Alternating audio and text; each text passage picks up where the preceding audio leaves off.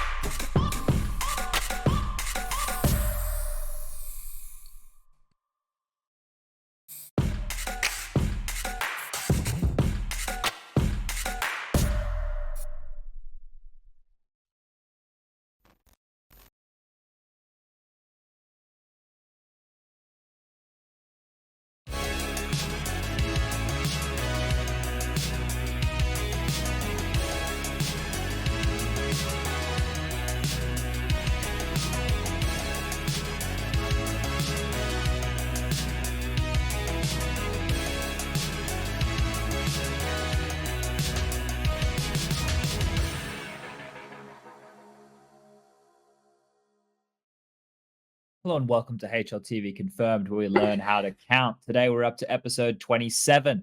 If you've missed episode 26, 25, 24, 23, and all the way down to 1, I recommend you guys start there because there's a lot of counting to be done. But let's get this one underway today. We are brought to you in conjunction, not in conjunction, brought to you by, sponsor of the show, Extrafy. They supply us with some goodies. I got a keyboard of theirs. I'm using it right now. They even sent me one in the past that has my name on it. It's pretty bloody cool. And a flag, Australian flag. So let's get this one started. I'll quickly get this one out of the way for our audio listeners when you're tuning in. Today we got Nexa in the hot seat. I'll introduce him soon enough. We're going to be talking about karrigan to FaZe. Obviously got Dexter over there at mouz. forZe with who the fuck knows who's even playing in that team at the moment. We'll cover that. Blast is finished. Katowice is coming up. And if we have time, we'll ask Nexa some of your questions from home. We even have a giveaway this evening, so hang around till about the second half of the show to check that one out. But without further ado, let's introduce the crew. Lucas, tell everybody what might be on the forecast for this evening. If you experience the stream disconnecting, just blame my internet provider. It's very nice today. Or do what I do when I'm streaming, just say fuck and then blame Malta when it's probably just a networking issue in my house. We don't swear on stream on purpose. No swearing on stream on purpose. All right. Striker, how do you feel about swearing on stream on purpose? Pretty good. I like to do it. Okay. Well, that's fair enough. That's basically what we're looking for here. Prof, I don't have any exciting questions. Let me ask you this one. Do you prefer tea or coffee? Coffee, definitely. Coffee, definitely. All right, that one's easy. Nexa, I'm going to get to you, man. I'm going to get to you in 1 second. Lucas, roll the bumper. Let's get this one underway.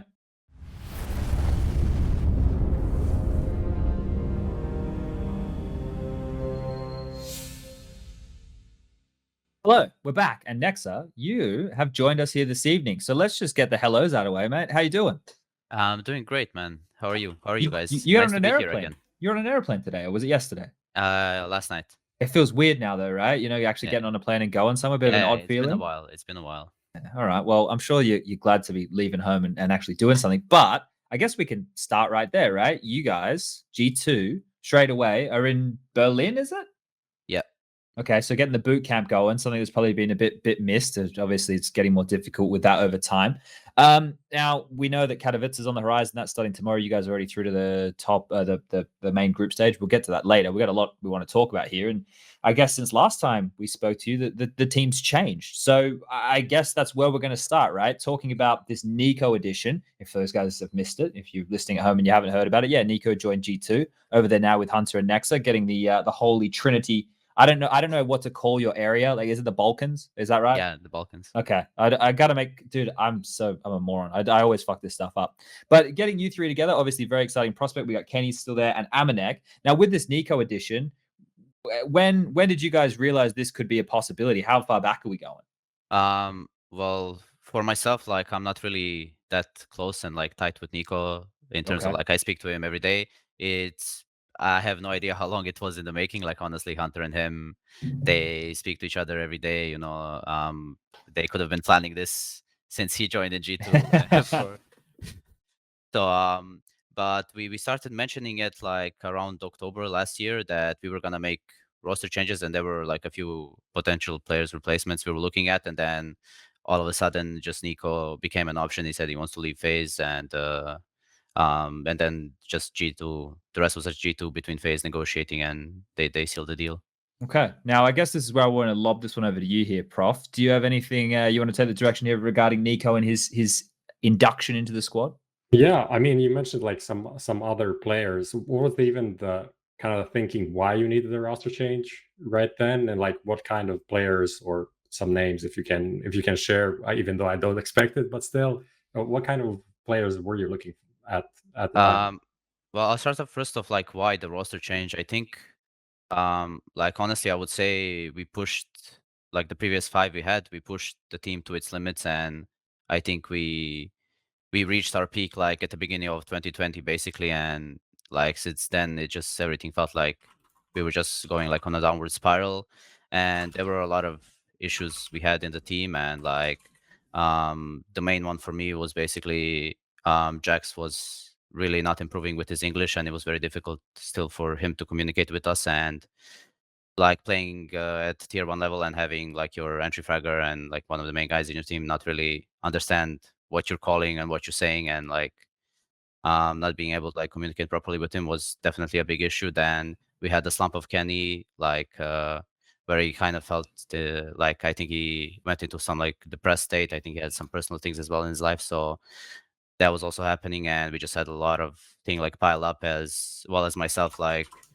I would say since October till like even January, like after the break, I was like severely burned out. Like I really had difficulties playing. I was thinking of like just stopping, pausing CS, like kind of what Alex did with Vitality. So we were going through like a lot of questions, a lot of things were going through the team. So at the end, we just thought that yeah, maybe we need a roster change to maybe bring someone fresh, like fresh ideas, fresh perspective, maybe bring some life back into the team. And yeah, I will not say who the other potential roster options were, but we're glad that we got NiKo, and I think he is exactly what we needed. All right. I mean, you yeah. were talking about obviously JaCkz was kind of like on most people's minds when you guys were looking into that roster, but obviously it ended up being like between AmaNEk and JaCkz. So I guess we know why you went with AmaNEk instead, but I guess from what you were saying from the start, you were thinking about removing JaCkz in the first place. So why did it end up being a decision between those two? It was never like my decision to make. Sure. I mean, we the players, we were just giving our feedback, and at the end, it all came down to our coach, our manager, and G2 as the organization. So they're the ones who hold the keys and make these final decisions.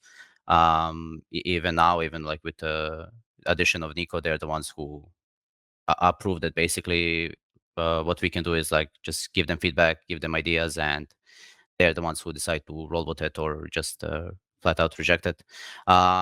It wasn't like, from my perspective, I wanted to like remove JaCkz, but other players thought differently, and they wanted to give him a chance as well. So that's why we did this thing, like where we would try him one event, and then we would try some AmaNEk and JaCkz, like switching event from event. We went with this idea just to check like what would the team chemistry be. Maybe like with NiKo, JaCkz would like find something, have some great synergy with him. Maybe NiKo could use him on the city sides, like he could use Rain, or like we had all these kind of ideas that we had to test and try out. And at the end, after a few events and like 2 months of practice, I think everyone in the team agreed that we should keep AmaNEk. Okay.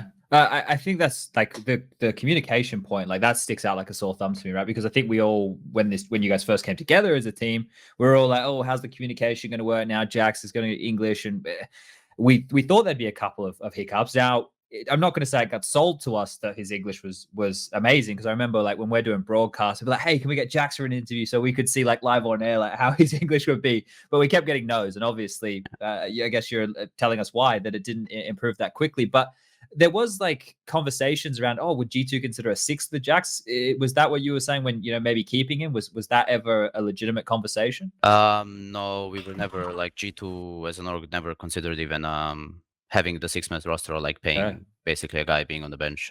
It was never an option. All right. Wow. That's a very stern, quick reply there. So that's how do you feel about 6-man rosters? Like personally? Honestly, I like it. I like the idea. I like the whole concept of having this 6th guy who can step in whenever someone is like basically having like a lot of things can affect you when you play CS. Like even this like esports life in general, a lot of personal things that can make you lose focus quickly, and like even things that now happen with Apex. Sure. If they didn't have a 6-man to instantly come in and replace, I'm sure they would have to get a stand-in, and then it's a whole like different process. But now like integrating a player that's already been playing with you for months and months, I'm sure it's way easier, and they will have a lot better results instead of like what Complexity had to do when Poison left and just bringing a stand-in after standing and then having like poor results. And yeah, so like just for me, 6-man is a really good option. Yeah, I think now as well, one of the things that, correct me if I'm wrong here, Prof. Striker, like Valve released saying now that you can actually have a sub on your roster for majors, right? It doesn't have to be a coach anymore. So it seems like it's making more and more sense, at least being able to have somebody there. We might get into that conversation a little bit later down the track. Now, so we want to focus on here. Do you guys have any follow-ups, Prof. Striker, on what next? No, take it. Okay, so we just want to focus in on like kind of the makeup of the team, right? Because obviously things have changed. Like you watch you guys as things are evolving with NiKo joining the team, things are moving around. You can see you guys are changing things up, especially on maps which aren't so familiar to NiKo, like Vertigo. We've seen quite a lot of changes there for you guys. Does it feel like from your position as an in-game leader that you have a bit of role overlap with NiKo and Hunter? Because for me, when we'd watch those guys at their prime, they're both just sitting there with AKs mid-long, just fucking tapping everyone who shows their head, right? So their highlights are similar things, but as it plays out in game, does it feel like there's any role overlaps or anything like that?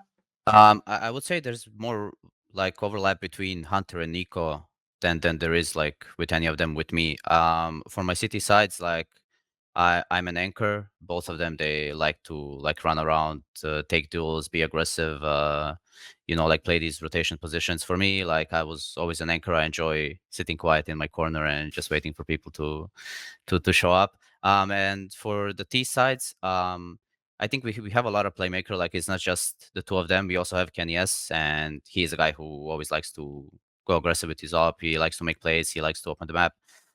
So it's kind of been difficult for me, let's say, to figure out who I want to use on like specific maps, because honestly, if you have 3 playmakers and they're all 3 making plays at the same time in the same game, it's not gonna work out well. And so I've been like trying to work with Malek, the coach, to figure out this balance and to figure out maybe like there's some maps that suit better NiKo, that he can be this playmaker always and run around and he can open the map. He can like have this like trust and confidence in him. And made like maps like Vertigo, for example, we give these keys to Hunter because he's really experienced on the map. He loves playing this map, so he's kind of our playmaker there. So we were trying to figure out like going map by map and seeing like which guy could be our main playmaker that we can like focus our game around. Okay, I got one I want to follow up with here from an in-game leader perspective, right? Because you're just talking about the fact that you're having to decide who to use.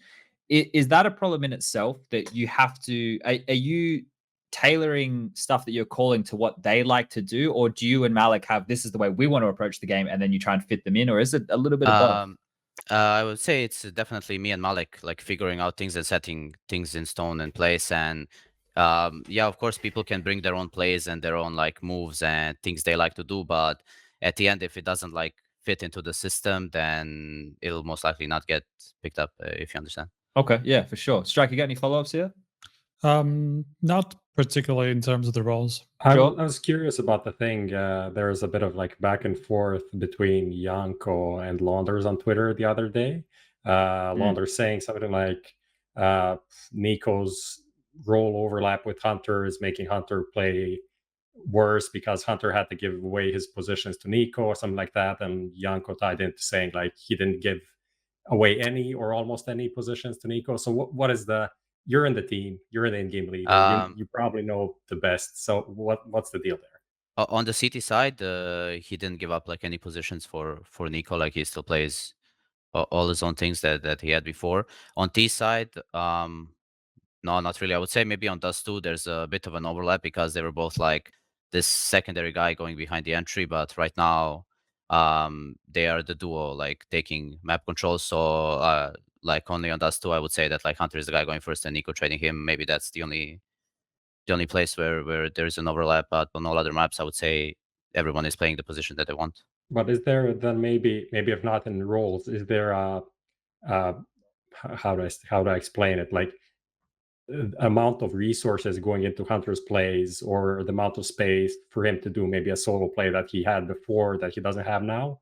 Is there anything like that? There's definitely an overlap in that sense because before we had JaCkz and AmaNEk, and they were both guys who can do the sentry role and who would space and die for the team like anytime you ask them to, and just basically do whatever you needed them to do. And Hunter would always be the guy trading, like the guy who is always set up to succeed. But now we have NiKo who is doing the exact same thing. So basically, yeah, you could say that there is an overlap in that sense.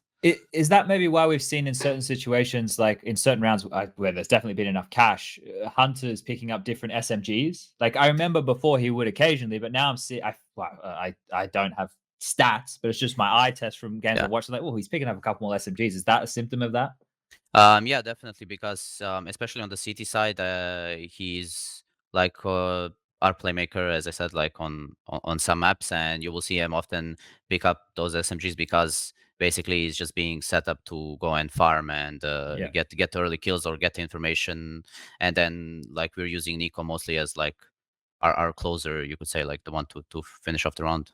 Or basically just having him on the other side of the map because I trust like his judgment. He has a lot of experience, and I'll know like he'll react with the proper play based on the information he's given.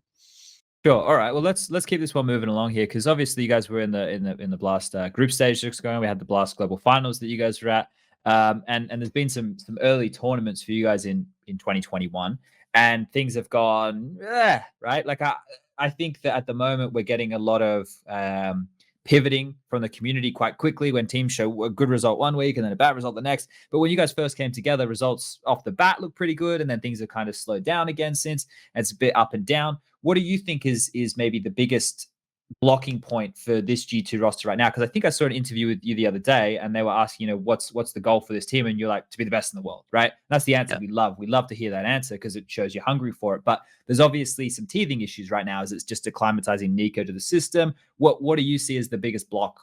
Like, as I said in that interview, our goal is definitely to be the best in the world, no doubt. I think we're going through things right now, and we are working hard, and we can see the progress ourselves. Maybe it doesn't show on the server, but we know that we are making progress. And as I said back then, like maybe you will not see it in the next tournament, maybe you will not see it in 3 months, but towards the end of the year, you will definitely see that we have like that all this hard work will pay off, and all the protocols and things and the system that we're putting in place. Maybe it's like too soon, it will not show, but at the end it will pay off, and we are very confident in it. Okay. Boys, we got anything here before we want to move it forward into recent news, or we stay? Yeah. I wanted to ask about just going back to the stuff about Hunter. Obviously, he had a couple of pretty bad tournaments, at the end of last year, and then at Blast at the global final this year. But in the groups, he kind of looked a little bit more like his old self. So, did anything change with him in particular, or is he just feeling more comfortable? I'll just say that he had some really personal like troubles going on in his life towards the end of the last year, and it's not my place to like speak about it. But like I don't think it was anything else other than like the personal problems impacting his performance, and now like he's put these things behind him, and then he can move forward, and he's back to playing like he knows. Cool. Okay. All right. Well, let's keep it rolling. This is flowing quite nicely. Lucas, roll the bumper. Let's get into the recent news, mate.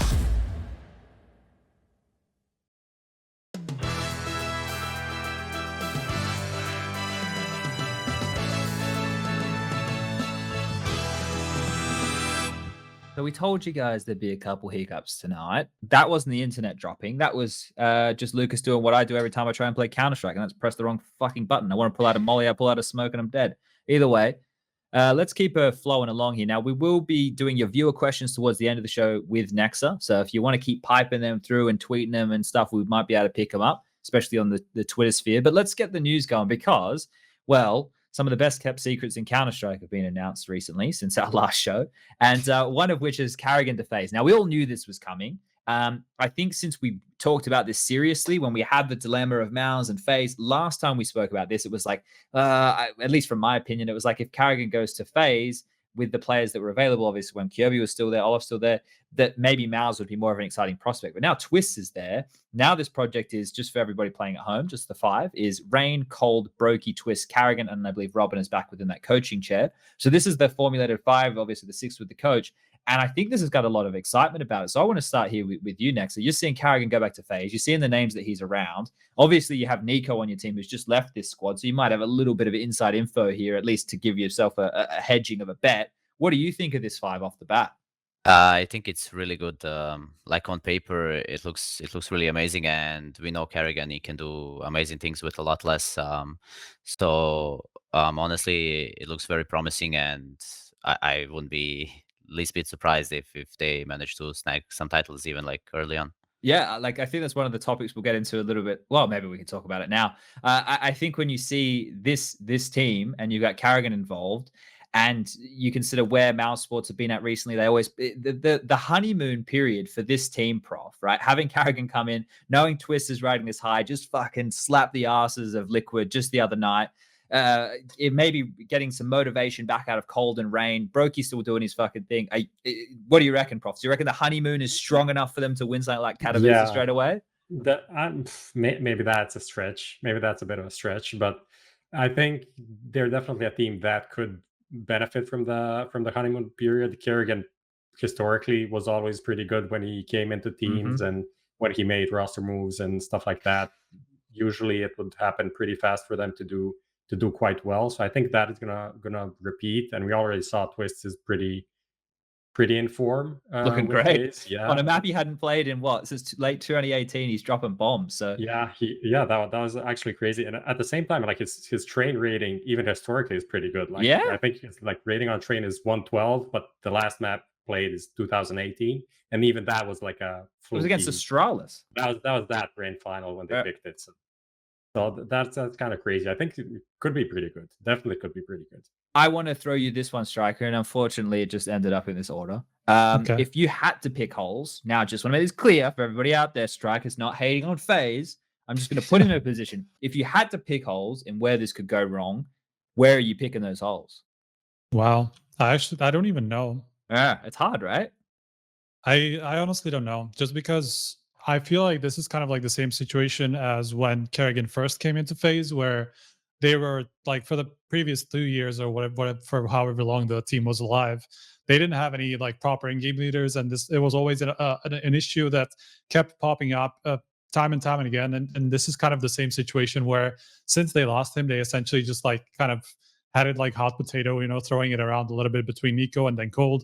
And I feel like that's just such a big issue that they will just resolve with a relatively simple move that I feel like they're just going to be improved immediately. I just don't even know where I would look to see any gaps apart from like maybe like individual display from somebody like coldzera. Like, is he actually going to get unlocked when the in-game leadership goes to karrigan, when he doesn't have to focus on that stuff anymore? Like, that's the only thing I guess is just coldzera, if he's actually going to come back to the form that we were kind of used to from him. Okay. Now, I want to talk a lot more about FaZe when we get to Blast Premier and we go into the group and we talk about their performance, and maybe we can even project what we think just off of what we've seen. So we won't stick on FaZe for too long here. Does anybody have anything they feel they want to get in about karrigan before I keep this one trucking along? Everyone's good. All right. Yep. Nice. Silence is beautiful. Now, we're going to move in towards the second part of the news here, and this is obviously the change, the other half of the karrigan leaving mouz to FaZe. Well, obviously, in-game leadership role to fill. And Dexter, the man who doesn't have any kids, I still don't know if he does have a bachelor's degree in accounting or not. We're going to have to work that one out. I'm sure that maybe he does. He is now the in-game leader of mouz. I believe that mouz flew him out. They actually got him out of Australia somehow. I'm not sure how they smuggled him out. But they're able to get him now as the in-game leader, filling the shoes of karrigan, which is no easy role whatsoever, especially somebody as seasoned with in-game leading at the tier 1. And I'll start with you again, nexa, just straight off the bat. Having Dexter, this is somebody you obviously haven't had too much experience playing against, right? Because domestically being locked away for a year, you know, maybe had a couple of clashes or seen him over the years, but nothing that you can really sink your teeth into. Having somebody who has this little experience coming into a team of relative youngsters, what do you make of this initially? Do you think this is a slow burn? Do you think this is going to, you know, go well from the gate? What are your initial takes? I don't know how it'll go like from the beginning, but I can say that I'm a really big fan of the move. Like, I think it's been really long overdue for him to actually step out of this like Australian scene and actually get into Europe or even NA. Like, I was expecting him like way before to go into like the roster with Azure, JaCkz, and the guys. Like, honestly, I wouldn't have been surprised at all if he managed to get on this roster and be their IGL as well. Like, I remember him even like from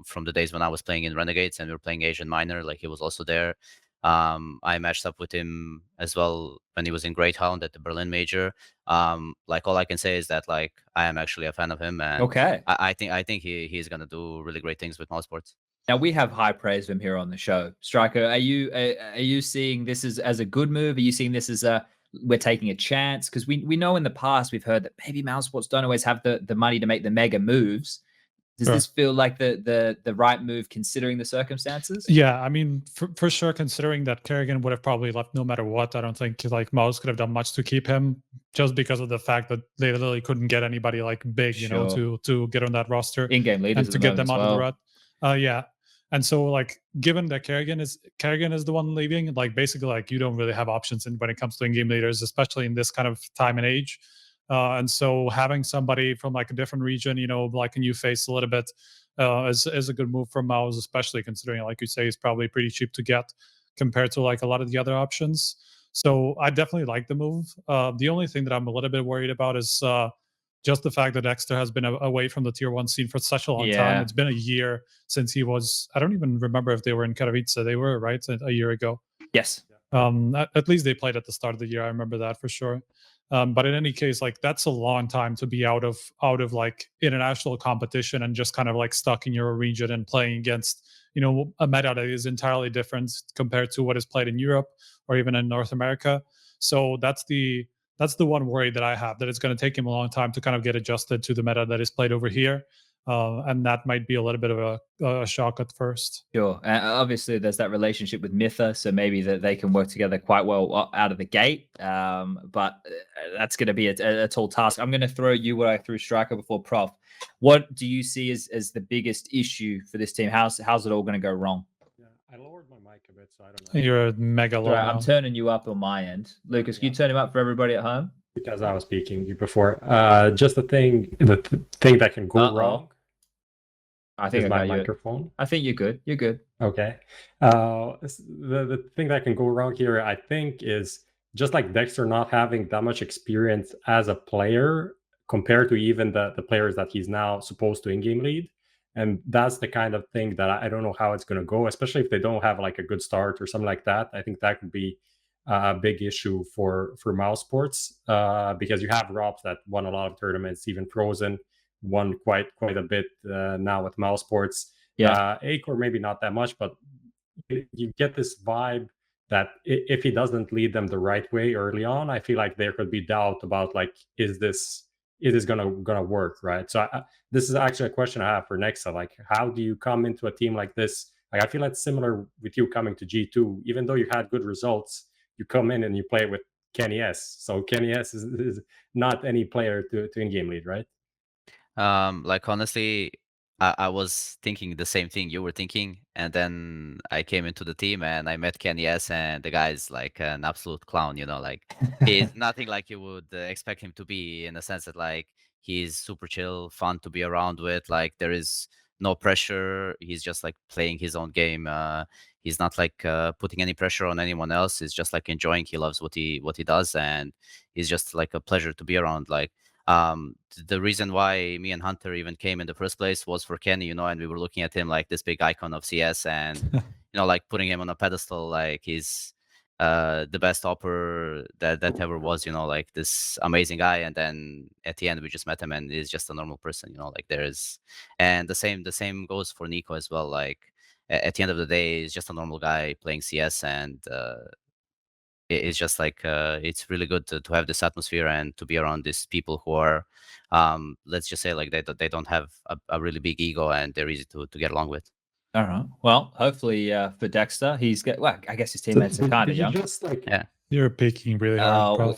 what the fuck is going on? Like, we could love be a good worse than tech issue. before. This is like a complete nightmare of a show. I just want to say, the nexa just casually throw in that NiKo doesn't have a big ego in this, and no one realized. Well, I was just. I won't say how much he paid me, but.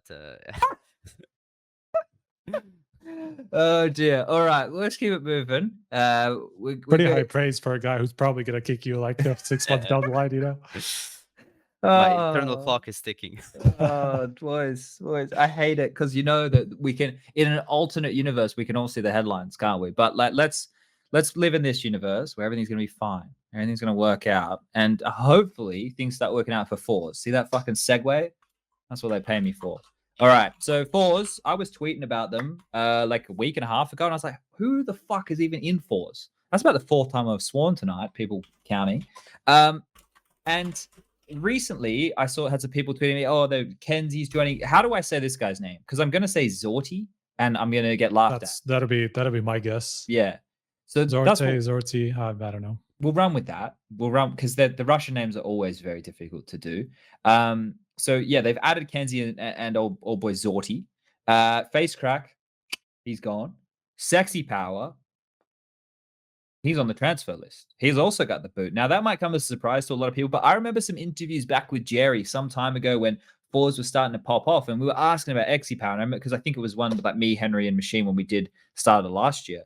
And we're asking Jerry and about Exy Power. And he's like, yeah, look, he's a lot to handle. Like, you know, as got to tell him, you know, what not to do in certain situations and stuff, because he'll just keep picking. And look, I'm putting words in his mouth, but basically what I took from it was that sounded like Exy Power was hard to control. He's one of those type of guys who just wants to go and take over the game. So I think it's surprising, wouldn't you say, Striker, that they've lost a big name like Exy Power off of this roster, even still with those issues? Yeah, for sure. Especially because, like, even though he hasn't been on the same level that he was maybe like a year and a half ago when we had him like in a discussion for like a move to Navi, if you know, Simple was to go to the rifle, you know, before they got Guardian and stuff like that.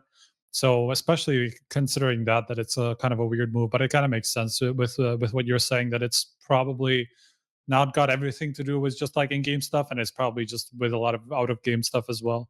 Is this roster here, Nexa, not necessarily with KENSI and Zorte, but like I assume that did you get to prac much against forZe over the last, I don't know, let's say 6 months, because it feels like their roster's been in flux for some time now. Yeah, we practiced them a few times. I think it was with Exy Power. Okay. Actually, so I don't really know a lot about the 2 other guys. And honestly, they looked nothing like they were. Like I remember practicing them like a year ago, and they were really like structured, really set in their plays. Like it maybe looked like this like CIS style when they like run around, but everything they did was like connected. It made sense. They had really good like team play. But like lately, like the last time we practiced them, I think it was just like all over the place. They really like had no idea what they wanted to do, what they were doing. It was like completely random.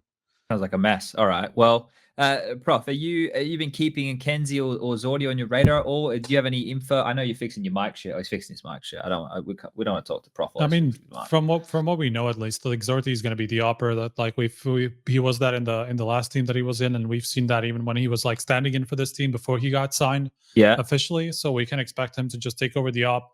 I don't think there's going to be any surprise there.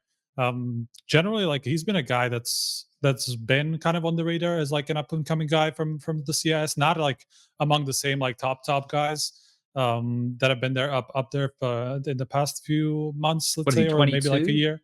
I think he's 21 or 22. Yeah. Yeah. So pretty young guy. In general, it's just like I'm not entirely sure just because I haven't actually seen him play for the last team. I just saw like the stats and stuff like that. That he's pretty promising in terms of an up and coming upper. So definitely a guy to look out for. Prof, you with us? Maybe.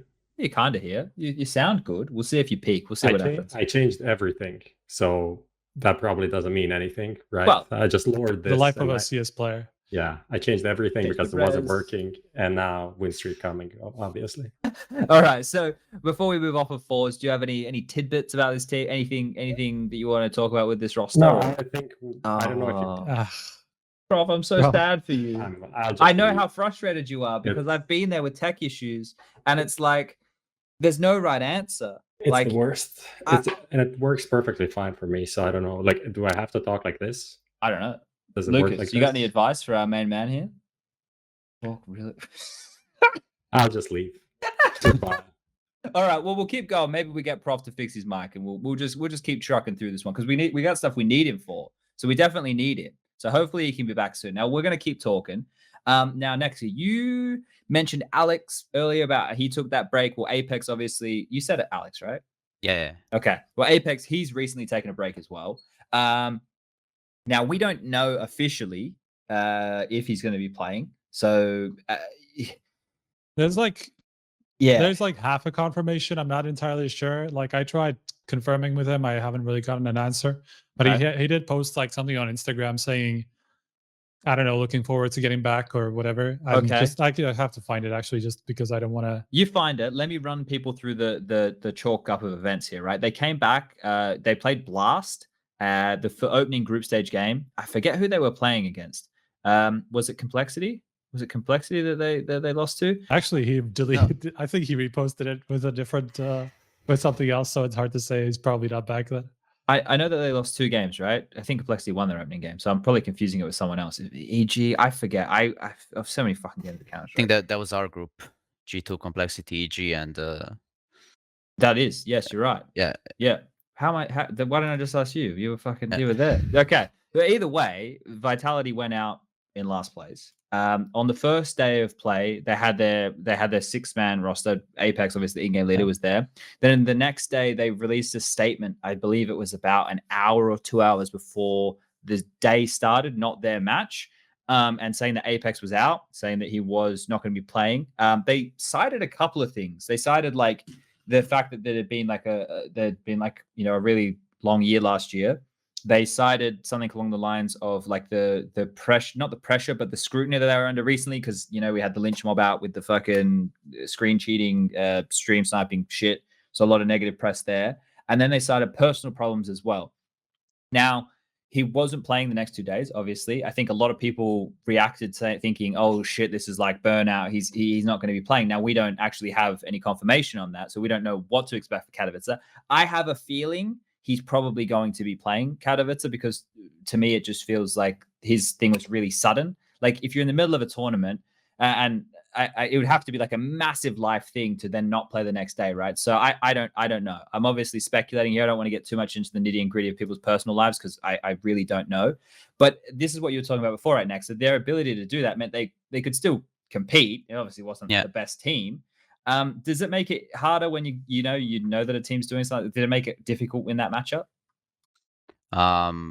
It depends. Like going from map to map, I'd say it makes it difficult on some maps, but when it's an in-game leader, that's the one actually that stepping down, then it's a completely different story. Yeah, I had a conversation with Dan, and we were talking about like his schedule and stuff. And because late last year, when it was getting really bad, like I was trying to, we were having a conversation about some of this stuff, and I was like, "Oh, you got the 6-man roster," and then it clicked. It's like you got the 6-man roster, but you're the in-game leader. Like you're not taking a break. Like you're the one who's working harder.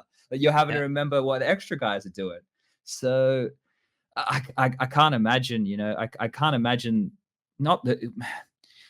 You know how you were talking before about the concept of a 6-man roster and saying, it's something that you think is cool. Do you think it would make the workload for you as the in-game leader a lot harder? Like, if you implement the 6-way roster in the way that they did, that you use the 6th player on a few specific maps, then you don't really have this problem where you have to remember things for the 6th guy on all the maps because you don't have 6 player playing all the maps. But for example, what we did in G2 is we had AmaNEk and JaCkz playing all the maps, like, and then alternating and switching. Now that was that was the difficult one. I remember, right? Like there was one game. Is Vertigo always sticks out for me. I remember like JaCkz normally plays mid, right? And then Yeah, so when I forget who was playing mid when JaCkz wasn't in the server. Are you playing? We're going a I little was bit off topic, playing right? mid, and NiKo was playing mid, and Yeah. then AmaNEk was playing mid. And now you're playing A, right? Yeah, and now I'm playing. So I was watching the other day. I was like, what the fuck is going on? Musical chairs over there. All right. Yeah. Striker, on this Apex taking leave situation, you got anything you want to add here? No, just reminding people to be careful about like Assumptions. Yeah, assuming that this has anything to do with burnout. Nothing that they've said that actually points to this being the case is just like some sort of a personal issue. So just don't jump to assumptions about this. Okay. Well, hopefully it's all good because I would like to see Vitality at full force for Katowice, which is coming up tomorrow. But we're going to recap Blast. Now, we don't have a bumper for this one, do we, Lucas? I can just keep moving along. He's probably helping Prof. Just keep moving. Let's keep moving. We're putting out fires as we go here, ladies and gentlemen. So let's get stuck in the first one. And once again, I know as the person who appears to be driving the ship, it would make sense for me to write the topics. I don't write the topics. Prof writes these. So the fact that SPUNJ was right about complexity sounds like I'm a cocky cunt. Really, I didn't write it. So blame Prof. I mean, you can blame him. He's not even here. But let's talk about this complexity result, right? And I want to get stuck into a couple of this is going to be a long conversation about this one here, because this is one that I think that people at the moment in Counter-Strike are jumping so quick, like all over the shop. Like it's like, oh, their shit, one event, okay, their shit. They're like, it just feels like instantly people are just like bang, bang, bang, bang, bang, instead of considering the broader context. Now I understand it's a result-orientated thing. If you play badly, you're going to get called bad. If you play well, you're going to get called good. It's pretty simple, right? But we seem to have lost context. We seem to have completely lost the idea of what a honeymoon period is. The lack of pressure, the freedom that these players are able to play with, just running around headshotting. Like literally, that I say that, you guys sit there and go, that sounds stupid. No, seriously, that's a serious thing. So first of all, this complexity situation, let's cover off on this, and then we'll go into this honeymoon stuff because I want to talk a lot about this. Complexity came back. They went to Serbia. They're boot camping there. The first time that JaCkz has met the majority of his teammates as his teammates.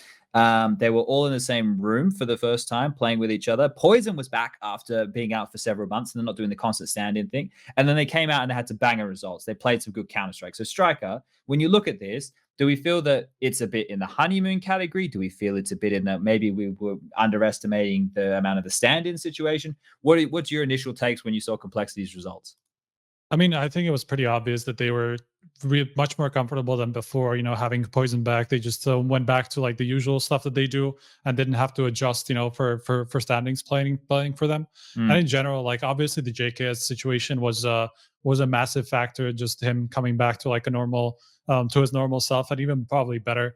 Actually, I feel like that was his best tournament with complexity so far. And kind of the same thing can be said for Config, actually. I feel like he was just massive for them that entire tournament. Whether this is like a honeymoon period or not, I don't really think so. Maybe they're not going to be this good where they just don't lose a map during an entire group, especially facing the teams that they did, including G2. Sure, it was Vitality that played without Apex, but it's still like it was a really, really one-sided result. And generally, like they were just looking super confident. So maybe that's not going to be the case, but I feel like they're just back to the complexity that's kind of played like towards the end of last year before they went into these issues and having chances to actually win tournaments or just go deep, Yeah, sure. Now, nexa, as you mentioned before, you're in this group. You guys played against the likes. You guys lost the Complexity 2-0, right? I've got that right here. It's directly in front of me. I've got my facts straight for once. When you're preparing for this team, knowing that poizon's coming back in, does it make it more difficult that you haven't seen the guy in the team for, what was it, like 3 months? Was it more than three? Maybe 3 months like that? Like does it make months, yeah? Do you think, oh, we go back to the demos that they were using when poizon was there? Do we use the stuff that they had with the stand-ins, or do you just have to go in these situations? Oh, let's do the classic play our own game.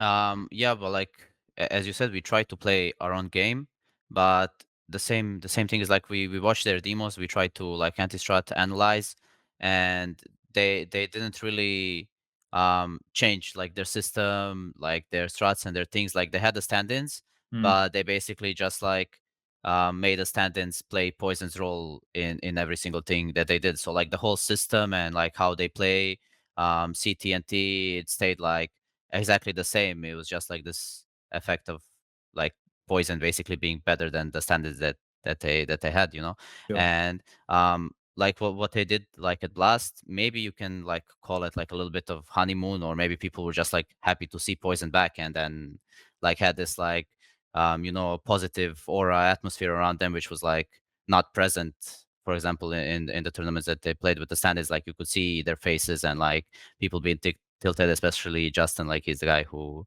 I know gets affected by this a lot. And honestly, having poison back, like you could see on their cameras, they were like smiling, they were happy, they were, you know, boot camping, they were really like cheerful, and I think it just transitioned into their game as well. Like it gave them confidence, and then individuals showed up, like Config, Blame was there as well, and Poison, you know, like coming back, he had some sick plays with his op, you know, some sick maps, and all of that just added up to the performance that they had. To be fair, like JK still looks stressed as fuck. I feel like it doesn't matter what's happening to the guy; he's always gonna have the same expression. He's starting to smile more, right? He's the smile's creeping on just a little bit more these days. Now, let's just quickly recap their run for those of you who may have missed it. Apex was there in their opening game, so Complexity versus Vitality. Apex was there, and then he wasn't there the next 2 days, right? That's right, actually, or the next day, because they got knocked out. But that's when it was that overpass game, and I think this is the most surprising part. This is out of all the games, because the G2 Complexity series was actually quite close. I think that it was like 16-14, 16-12, something pretty close. Whereas the Complexity Vitality game, the overpass one is what stands out, right? Now, in the post-mortem, when we know that there was issues, when we know that, you know, potentially there were other things in the in-game leader's mind, it makes it quite difficult to be an in-game leader. But they still got smashed on their own map choice, 16-2, right? Like that was the game. Was it the game where Poison just popped off on the CT side and was just fucking hammering people? I think something along those lines. And that game right there, I've never. It was obviously we didn't touch on this, and I obviously don't want to dwell on this, but it was ZywOo's worst performance ever, right? So a lot of things were going wrong for Vitality all at the same time. Prof, are you back? Maybe. Oh, we can hear you. Lucas, is he good?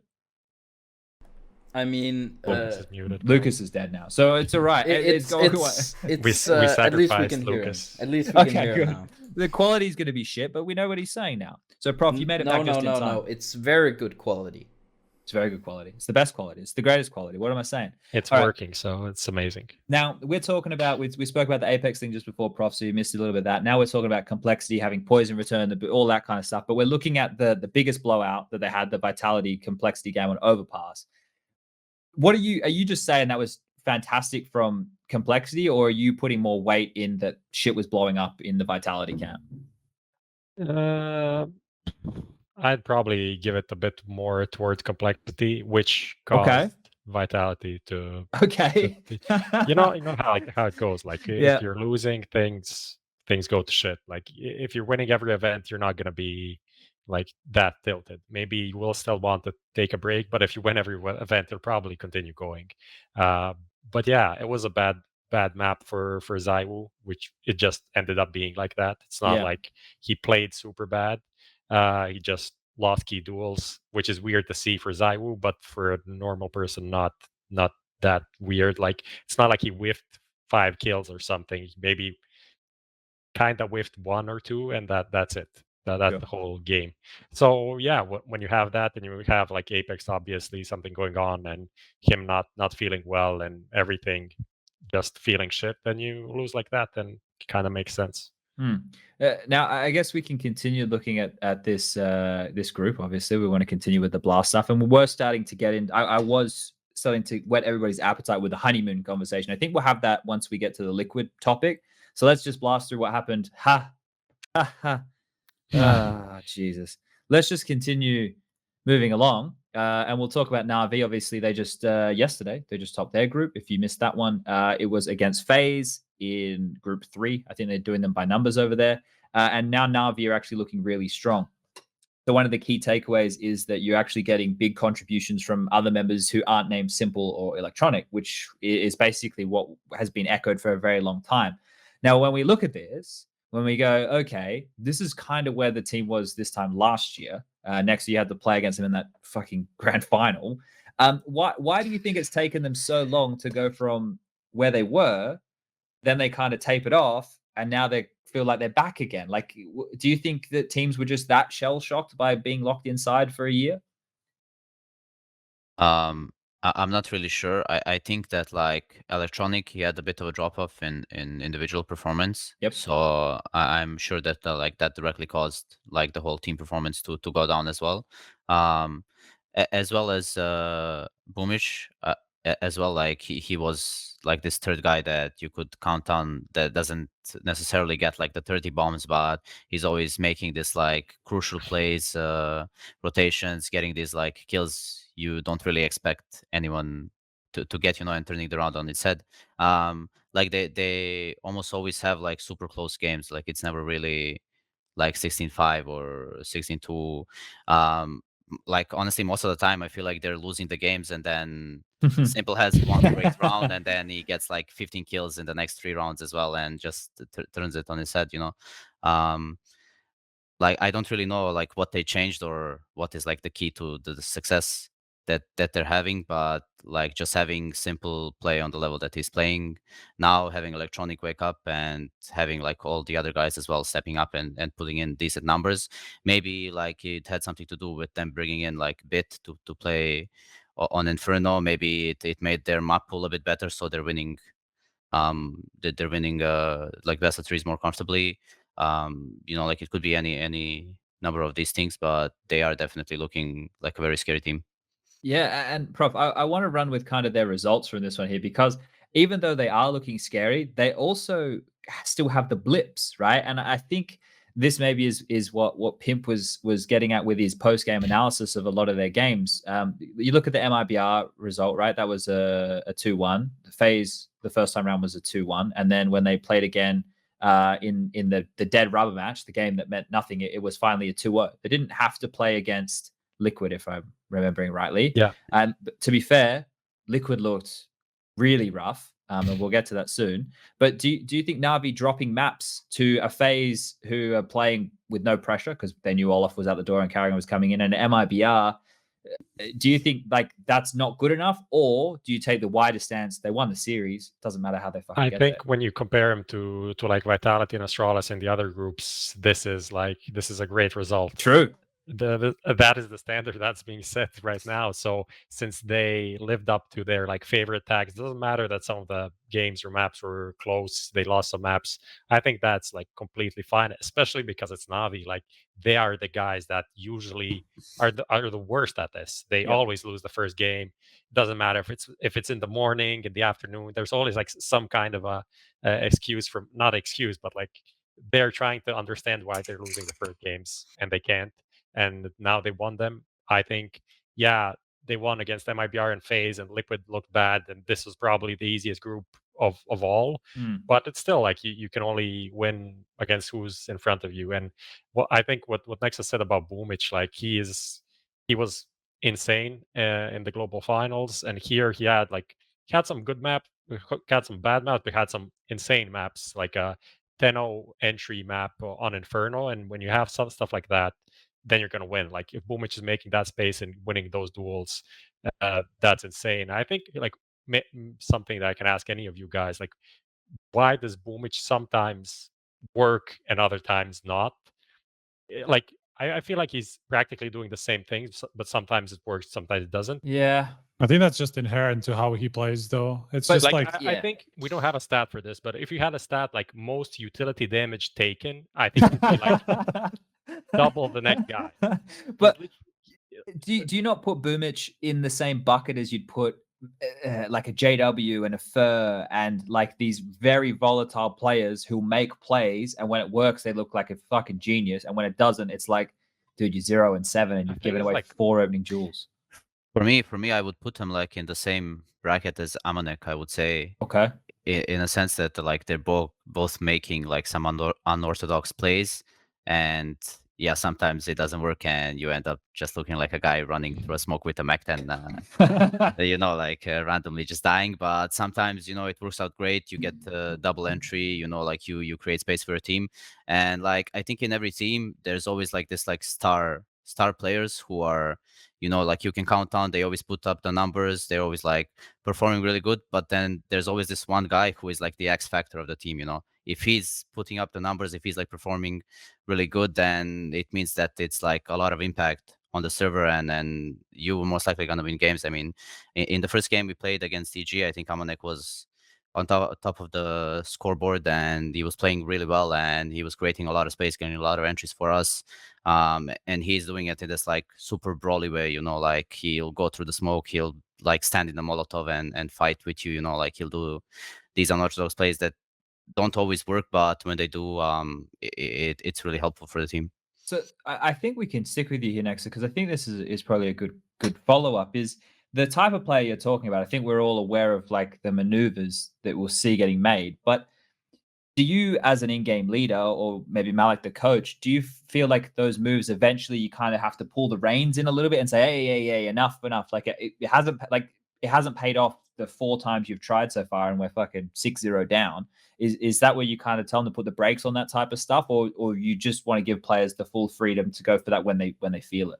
I think like player like AmaNEk, he doesn't like go for these plays in a sense that like he's making a solo play. But for example, if I'm calling like to explode B on any map and he's there with a Mac 10 and you expect him to like wait for the flash entry properly, no, he's just gonna like go to the edge of the smoke, right click flash behind him, and then, you know, like run through and do like basically something that people don't expect on the opposite side, you know.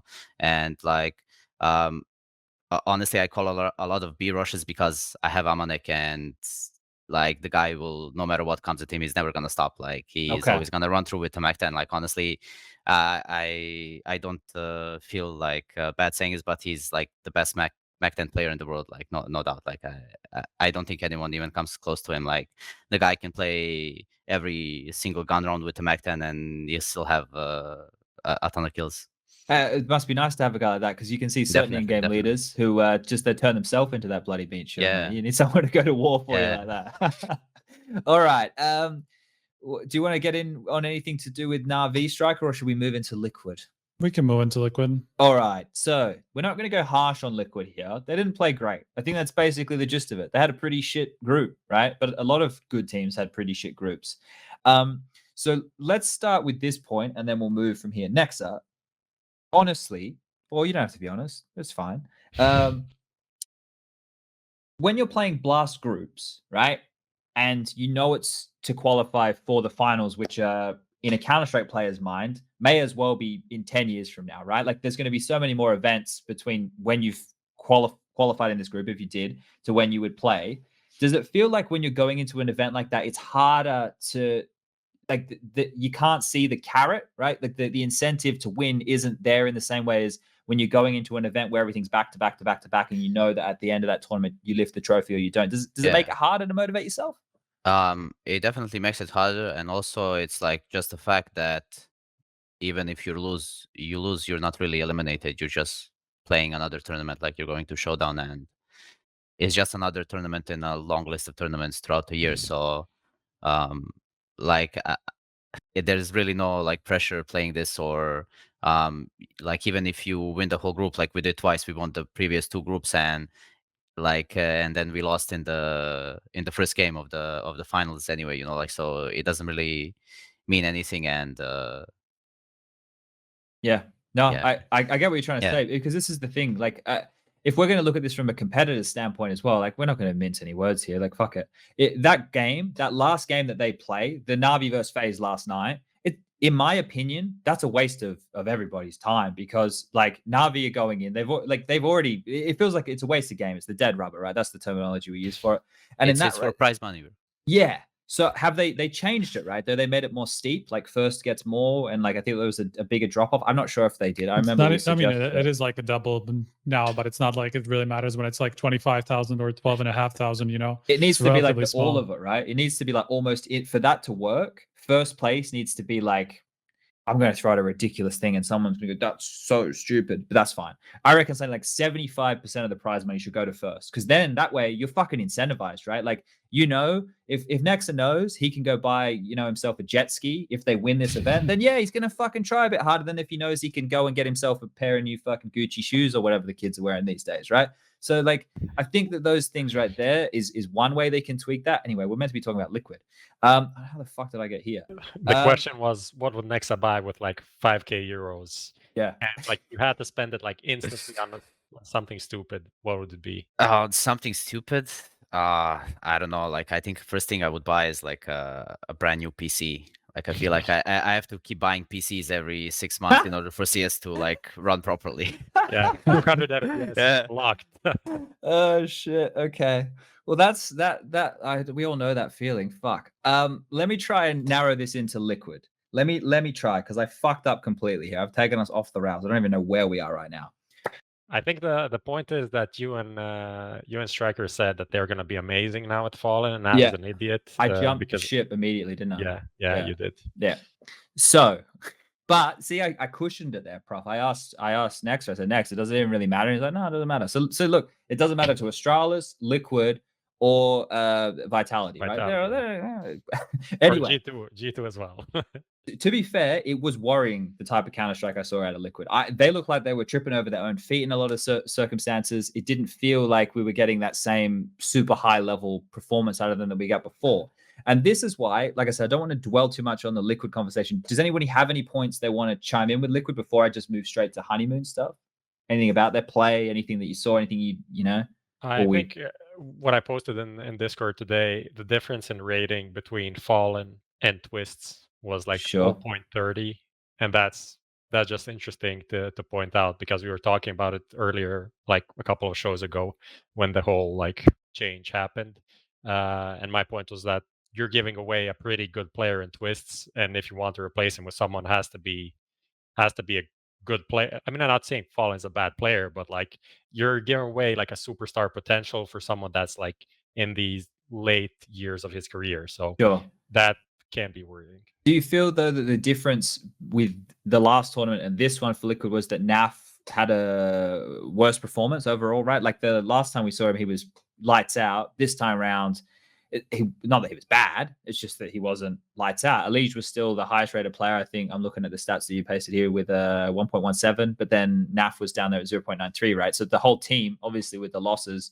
are going to be impacted a bit more. I guess what you're pointing out is really, it's just the numbers, because if we dive into the nitty and gritty of it, we heard from Twist that the atmosphere in the team was bad. It wouldn't have worked, right? They wouldn't have been there enjoying it. And this is kind of where I want to go. Fuck it. We're going to the honeymoon chat. This is where we start. Next up, when NiKo joined your team last year and you boys came out and you fisted Astralis, was it because everybody was on their best behavior? Like, it's like, okay, we're together. This is the team. Let's fucking do it. Like the morale's at the all-time high. Like, is that like the peak?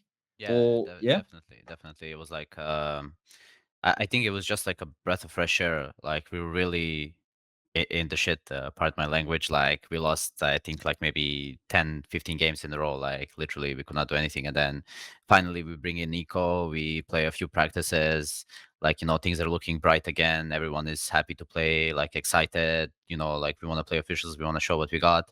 You know, like we just want to like get this feeling of winning again. We just want to win, you know, and we just go in, everyone is super excited, motivated. Everyone is listening to each other, you know, like communication is great. Everyone is staying positive even when we're losing, which definitely comes from like this breath of fresh air, like the addition of a new player. So this is where I want to kind of copy and paste that, and I want to look at some teams in recent times. Liquid was one, right? FaZe at this event, for everybody who, you know, aren't familiar with the situation, they have known for some time that karrigan's joining. They have known what the changes are going to be. Twist has just come in. They're playing with no pressure. Everybody who sat there and going, Olof, please don't retire. Like, this is so sick. Like, look at his stats. I need you to think for a little bit what the team is like when they're under the regular pressure. When a team is under the regular pressure, FaZe, we've had Yanko on the show saying if you're in FaZe, you're meant to be one of the best teams in the world. That's where the pressure's at, right? Regular pressure for these guys is you win or you're fucking shit. Your DMs are going to be filled with all the hate and all this shit, and you're not going to be getting the praise and everything that you'd be getting normally, right? That's the stakes that we're playing with here. When the stakes are, hey, this is your last game with the team, we're just fucking around, we don't even have an in-game leader, what do you think it's going to be like? There's no pressure. You're not going to be scared when you take a pick. You're not going to be scared in a clutch situation. You're not going to be sitting there shitting yourself. Like, you get the balls to do a fucking full 10-second defuse, right? Like, the type of confidence that you get, and it's dumb confidence, right? Because the consequences don't matter. Imagine as a kid, you could go around the house and draw all over all the fucking walls, and dad wasn't going to come up with the belt and fucking smack you. You would, as a little kid. Kids can do now. Yes, well, exactly. That isn't going to happen anymore. That's modern parenting. For hopefully most of you out there, you still copped a little bit so that you're in order, right? That's a joke, everybody. Oh, fuck, the parents are going to be on me now. Jesus, don't hit your kids. Explicitly do not hit your kids. To be fair, though, like the pressure, at least in terms of Olofmeister, like I don't think it's changed in like any significant matter, just because he's always been there, just like a temporary guy. He's never been expecting to be on the team again full time. So I feel like for the last 6 months, I mean, whatever it is now that he's been back for 4 or 5 months or whatever. So I'm not sure if this is like necessarily applicable for him. Could just be like, had a couple of really good really good days against when they played against Liquid, and that's pretty much it. So it's like, I wouldn't expect this to be consistent Olaf right? anyway. Yeah, exactly. Just because I think it's because he has like NiKo's roles, if I'm not mistaken, meaning like the rotation roles. He's no longer being this guy stuck with like the roles on like playing the B bomb site and like having to be isolated from the team and whatever. I think he's like more in like the center of the map. He has this ability to make plays again. Of course, when there is no pressure, you're always gonna go for the duels. You're always gonna take your timings. You're always gonna take your peak, no matter, because you don't have to worry if like the guy behind you is gonna be tilted because you died, or the guy's gonna be mad at you because you didn't listen. Like there's always this. So if you always go for the fights, like honestly, everyone at this level has insane aim. Like it's just about like taking the duels and just like feeling confident and free to just do your things on the server. Yeah, I think there was an interesting the interview that coldzera did with HLTV. It was interesting to read like his opinion on Olof and kind of compare that to like JaCkz and NiKo's opinion of Olof. Like JaCkz and NiKo are like, this is the super great player that plays all the worst roles, and because like he plays them well, it's hard to replace him with someone that's going to do it like to that level, to do what Nexa said, not do the stupid peak, stay alive, have all of these like responsibilities. And then coldzera, how he described it, it was more like, maybe if Olof played more of his roles where he had more freedom, he'd enjoy the game more and then play better. So it's kind of a different perspective on what Olof can provide to a team, right? So I just found that interesting to see, like, maybe Olof in a different universe, if he played in different, maybe he left FaZe, or FaZe had different players or whatever, he played different roles, who knows where he would be right now, right? I mean, every team has one player like this. Like there's no one in the world that enjoys playing B bomb site on Mirage and playing retake 15 times in a half and just doing nothing the whole game. Like there are players who are doing a great job there and who can get the kills, like the multi kills, and do what's necessary. But I am sure they would like enjoy playing the game where the action is, and using their skill set and actually like I think you all understand what I'm trying to say. Like that, like there is not a single player in the scene who would just enjoy sitting alone in an empty bomb site and just playing retake all the time, and never peek apart. So never push. Someone has to like be stuck with these roles, and every team has one of these guys. Yeah, and that's one of the harder things, right? To get quantified, and that's probably a big part of it for players, right? Like when obviously there's been a lot of things in the last couple of years that have helped. Like we get the flash assist now, which are showing more supportive elements, and Blast are doing a really good job with their replays to highlight flashes, and we're using Skybox and the ESL broadcast as well to show more team-based elements. But those things are really hard to quantify, right? And this is why the point next to like that.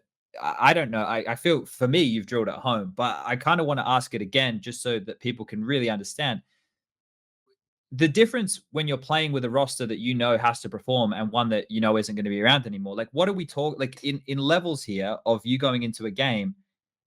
how much freer are you thinking? If you not if you had to put a percentage on it, but just like, what are your initial thoughts? Because I really want to push this home for people, because it's something which, as a player, I remember, but it's not. I've been so out of touch now. It's not really my place anymore. Like when you're feeling like so free, and let's say you just want to play your own game, like, right, there is not really a lot of meaning to the game you're playing, or you have this like honeymoon period, you brought in a fresh player and you want to win. And like, for example, NiKo came in and he just came to us and says, yeah, I'm gonna do this play, I want to do this play, I'm gonna take space here, you know, like he was just doing his things that he did in FaZe. And everyone was like, yeah, okay, bro, go for it. When you do this, I'm gonna do that. And everyone was like trying to connect and you know, like build the rounds on top of each other and like work off what he brings. But then like later on, there is no longer this like honeymoon period, and then we're trying to like figure out a system and put like a system in place. And then yeah, if NiKo does this, like you cannot do this because he's not gonna react that way. And then you cannot like connect all the things, and then you're always like, there's always one guy saying, but no, that's not gonna work, no, but this guy's gonna hold this, no, the timing is bad, you know. And there's always like people trying to like find excuses and not believing, not having this confidence, which was there like during the honeymoon. And Sure. like you can call, like, for example, I'm an India leader and you were one as well, SPUNJ. Like you can call around and maybe it's a bad call, maybe it's a good call. But if like you have 5 people on the server and they all trust the call and commit, even if you go in a stack with like 4 people, if you actually like, you know, believe that you're gonna win the round and you go in without hesitation, you can still win the round. But if people are like, you make a call and then people are like second guessing, or they're saying, oh no, that's bad, and then like everything falls apart and goes to shit. So like when you have this like honeymoon period, as you call it, like there is none of this. Like everyone is believing, everyone wants to win, everyone is listening, everyone is like strafing for each other, jumping, dying, trading. But then when it's like a bit more pressure, you have to perform for the results, you have to win, and that's when, like, you know, like people start getting stiff, they start doubting, they just put pressure on themselves, which makes them perform worse. You know what's weird with that? Like the thing that you're talking about there with like the putting pressure on themselves, people start to play for themselves, right? Which is ridiculous, because the whole point is to play for the team. Yeah. But what happens is when you're getting closed up and you don't want to lose and shit, you're so focused on yourself not making a mistake that the mistake is not being fluid and reacting and playing off your teammates and shit. Anyway, let's keep this one moving. Do we want to dive into any more with the blast stuff, lads, or the honeymoon stuff? What are we thinking, Prof Striker? Let's go to Katowice, and then then we have the playtime. Then we have. Yes, perfect. Okay, so we're about to play a video for everybody. ESL released a trailer just the other day, but what we're doing, we're going to play the trailer for you guys right now, and it's roughly a 5-minute break. So if you don't want to hang around, don't worry about it. But there's a giveaway, so I would implore you to hang around if you want to win something for free. Now, this is the question, because you're going to have to answer a question after the video plays. You got to pay a lot of bloody attention here, ladies and gentlemen. It's how many different teams are seen lifting the IEM Katowice trophy in the video we're about to play. Now, once it's over, you're going to type the number in chat, right? How many times how many different teams you think we've seen it, however many. You're going to spam that number. It's going to get put in Lucas's database, and then we're going to pick a winner a little bit later when we're talking about Katowice. So we're going to play that video for you, and I guess you need to know what there is to win. ESL have given us a Core i9 processor for you to be able to win. So Nexa needs a new PC. Maybe you guys need a new PC as well. Let's get into this. We're going to play this for everybody to watch, and we'll be back in about 5 minutes. So see you soon. All right. Well, that right there is the IEM Katowice 2021 trailer. So hopefully you guys are pumped, because we're about to talk about that. But let's focus on the giveaway, because I know you guys like to win things. So we have this processor. It's an i9. To win it, I need you to put the number in chat now of how many different teams lifted the trophy. So not how many times you saw the trophy or how many times you saw the same team lift the trophy. How many teams, how many different teams did you see lift the trophy? Get your numbers in. Lucas will copy it off, and we'll work it all out, and we'll give away the prize. We'll draw it after we finish talking about Katowice, which is what we're going to talk about now. So the first thing, and I got to break this to you, Striker or Prof. I forget which one of you we were talking about this, but this is going to be hard for you guys to swallow here, but I know you've been enjoying the YouTubes, but ESL events this year are going to exclusively be on the Twitch. Is that going to really ruin your viewing experience?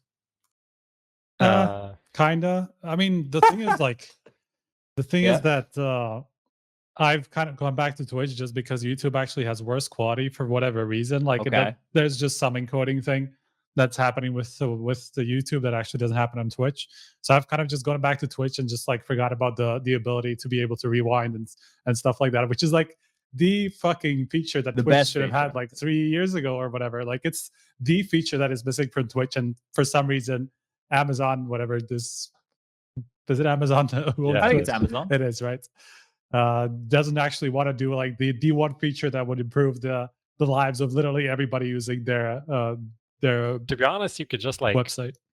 I mean, if VODs are open, you can just go into the Twitch VOD and watch it from there, like 30 seconds delayed or something. It's just annoying as shit, right? Yeah.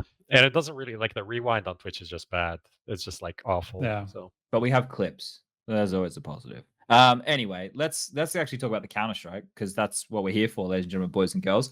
And the thing that we're going to focus on is the play-ins. So, Lucas, this link that I put in the chat for you, the play-ins, when you can bring that up for all the viewers at home, that would be fantastic. So let's break this on down for everybody, because there's a lot of moving parts here, and maybe you're not too familiar with how this tournament runs. So as you can see, the play-ins is where we're going to be starting. Now, the opening round of the play-ins is 16 teams. The opening round is best of 1 games, and we can see who's going to progress. We can see that it moves into best of 3s. There's a lower bracket.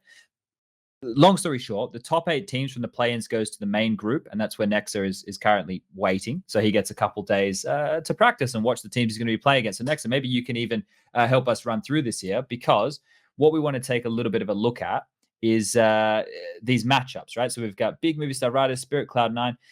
Well, let's go broad.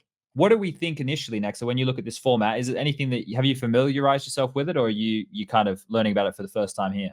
I think I'm learning about it for the first time here. From what I saw, I think we have like in our part of the bracket, Heroic and Astralis. Yes. Not for the planes, but like for the main group. The main group, yeah. This looks pretty interesting with the play-ins. I'm not really sure like how the seeding is done. Like there are some matchups that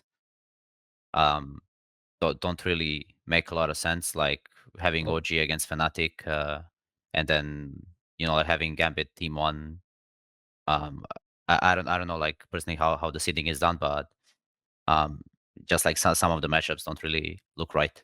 Sure. Yeah, I think that the way that this works, because obviously you guys, for your point in the tournament, those 8 teams who are waiting, I sound like I'm fucking regurgitating bloody company dialogue here, but those 8 teams who are where Nexa is, they all qualified by ESL Pro Tour points, right? So that's what you guys earned by only playing in DreamHack and ESL events, and I think the major over the last, I guess it would have been 6 or 12 months with the decay and all that shit. We'll get into that. These teams here, 8 of which were decided by ESL Pro Tour points, so the 8 teams below where you guys were.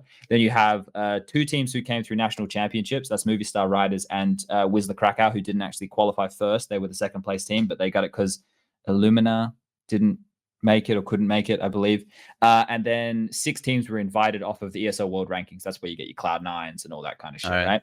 So that's how this is all made up. So in terms of the seedings, I'm sure that I don't know that I'm not actually too familiar with. I'm not quite sure, because you're right. Like NIP Complexity as an opening game is a fucking banger. And maybe let's start with this. So Striker, when you look at this, what games are jumping off here and seeming like it could be a bit of a banger to you? I mean, OG Fnatic, I think, is a good one. That already next I mentioned. NIP Complexity is the obvious one. Generally, like the bottom 3 matches are pretty sick. And then like from the top, it's probably the best one would be Renegades Mospors, just in terms of storylines. Obviously, yes. Dexter leaving Renegades and playing against them like in literally their first game back in the region since I don't know when. So that's the one. That's the maybe like 3 matches that maybe jumped the most at me. So, Prof, when we're looking at this, right, obviously best of 1 sticks out for a lot of people. How do you feel about the opening round being best of 1? Is it something that like you're like, oh, I don't like this, or we didn't have them? We didn't have them for so long. People forgot that I'm like a best of 1 lover, aficionado definitely from that. So I like that, especially because they have so many matches. So we have something to just provide that like spicy short game, a bit of excitement, maybe some upsets. I mean, we get upsets in best of 3s anyway. It's not like the last year, because we had everything best of 3 there were no upsets. I feel like there were maybe even more upsets just because it's online. Sure. For me, the match to look out though is big movie star riders, because of SPUNJ and playing against big. I think that's going to be amazing. SPUNJ is in some good form. Good stats at the moment, yeah. He's stat padded a bit in like I can't blame him. League. Yeah, Iberian leagues, but like his rating for the past like 3 months is 1.35 or some ridiculous stuff. So that's always that's if that was on land though, that would be even better. Okay. Now, nexa, when we're taking a look here at the best of ones, you see Prof saying we haven't had it in a while.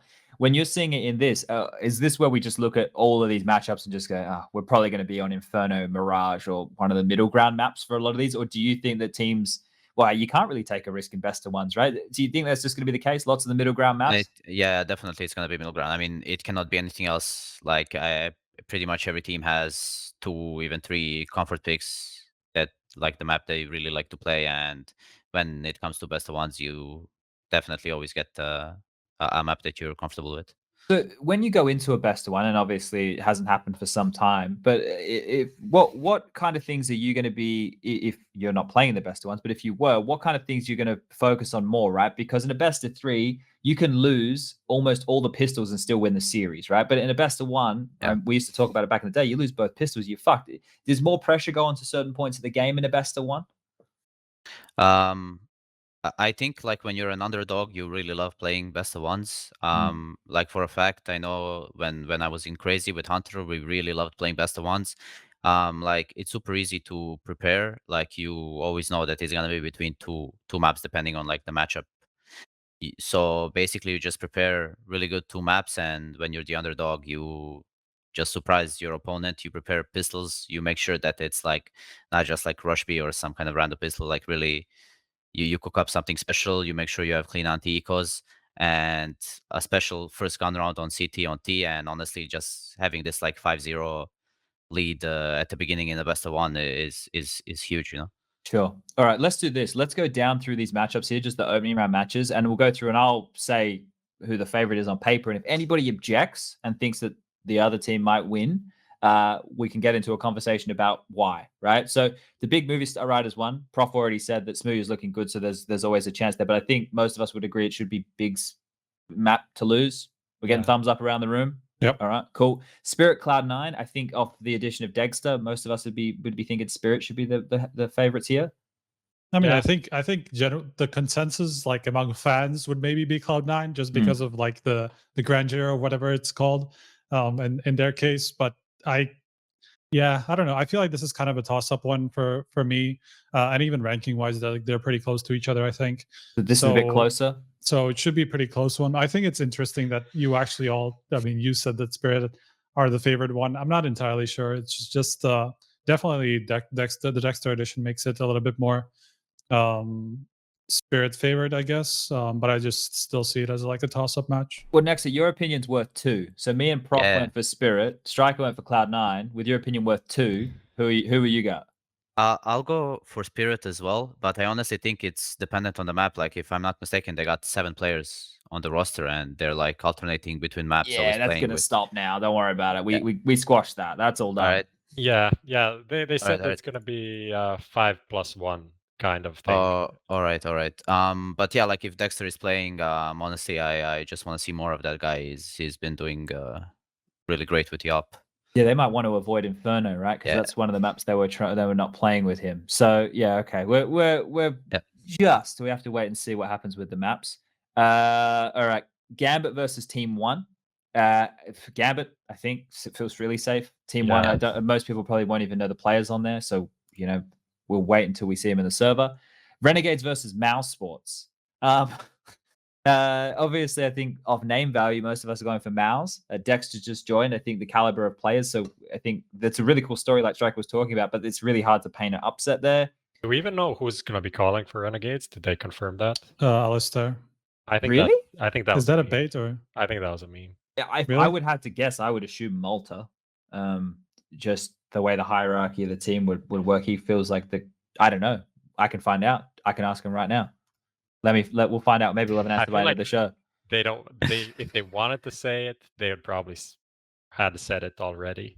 All right. Maybe that's a part of the So whatever I The saw on Twitter, mystery. that was made. Do you think that was a joke? I think that was a joke. I mean, it would have been funny just because like there was the chat that said like 3 different names, and then he said a 4th one, which was yeah, That must be the 5th guy that's left over. Obviously. probably. I don't know who that was though. They don't even have a coach yet, so yeah, that's going to be rough for them. Who else we got? The same here? shit is happening in chat now. Must be sicko. It's definitely ins. There you go. VP versus Whistler Krakow. Everyone's going to have a VP. VP, there. yeah. NIP complexity though. Ooh, this one here. This one here. What are we even saying? NIP added ZTR. They look pretty good. Well, I don't know. For me, this is complexity all day long. Okay. Same. Like a favorite, not that it can't happen, that Sure. we can't see an upset, but I'd say clear favorite complexity here. All right. I would would say the agree. same. I would say the same, yeah. All right. Well, we'll land there. OG Fnatic is a mess. I'd say Yeah. Fnatic. Like I Okay. give them. Doesn't being OG the have favorite, like a huge streak against them or something? Maybe I'm wrong, but I'm just gonna check that quickly. I don't know. The thing is, this for me is a hard one. I would. People know that I've never been I haven't thought that necessarily the OG formation will go super deep, but in a matchup like this where Fnatic are still trying to rekindle things, like it's the world number 12 versus the world number 13. So this is like a straight down the middle type match. Prof, you got anything? Yeah, I have no idea. Like I literally have no inclination either way. Yeah. Not like maybe just based on the last result was Fnatic winning 2-1. But it was on overtime on the 3rd map. Yeah. Yeah, like that's the only thing I can say. Both of these teams are kind of up there. And it's like, a best of one. It's probably Yeah. gonna be Mirage. Oh. Fnatic I has think been okay the- with JaCkz. That's my Yeah, only... the JaCkz has been like settling in pretty nice, I would say. Like he had a rough start, but he's been playing better and better in the later matches, and I think he just started playing at tier 1 and he's just getting more and more comfortable, and he's supposed to be their upper, right? And if he really like gets into his like comfort zone and starts playing like they expect him to play, and basically what they expect from him is like to be the star upper that JW kind of stopped being in the past years. So if he steps up and continues playing like he did in the previous event, I think like we might be looking at like a brand new Fnatic. All right, we'll whack Fnatic down there. I like the Nexus seal of approval. Liquid versus MIBR. I think we're all going to go with Liquid there, right? Yeah. Okay. Yeah. So obviously, out of all these matchups we just went through, is not how the group is necessarily going to simmer out, right? We said that 8 teams get through. We were just talking about the opening matchups. We don't need to necessarily get stuck into who we think is going to join over with nexa and those boys, but I think we should continue to see. We just focused on the 16 teams who are trying to get to the main group. Let's move forward and take a look at the teams who are in that main group, because I'm going to whack you that link right now. There you go, mate. And I'll update this one right here. So, okay, let's take a little bit of a look. So as you can see, this is broken up. We've got Group A and Group B, and they've already shown the splits of these brackets. So just quickly, for those of you format geeks out there like me who love looking at this shit, this is 2 groups of 8. It is double elimination until we have 3 teams from each group going through to the playoffs. It's going to be quarterfinals, semifinals, grand final. So if you top your group, so you can see here we have G2. If they run through whoever their opponent is, they beat Heroic, and they win that upper bracket final, they'll be straight through to the semis, which would be on the following Saturday. So these groups right here, just off the bat, these are some of the biggest names right now. I think actually we're quite happy to see FaZe at this stage of the tournament now that they've just added karrigan, Twist, all that. Is there anybody standing out here like a bit of a sore thumb that we think you know probably would struggle to get through the play-ins? Prof? EG. Or EG Striker? Yeah. I mean, they're a D team that kind of sticks out in this group, I think. Sure. G2, I think we all know that we don't need to butter up nexa too much, but I think we all know that the potential for them to be good is there. Heroic though is one that they didn't have the best of showings at Summit, did they? It was a bit hit and miss. I forgot where they even fit. I don't have any recollection of them playing. They finished top 4. I'm checking now. They finished top 4? Yeah. Jesus. Okay, so I literally have they no played recollection of them playing this event.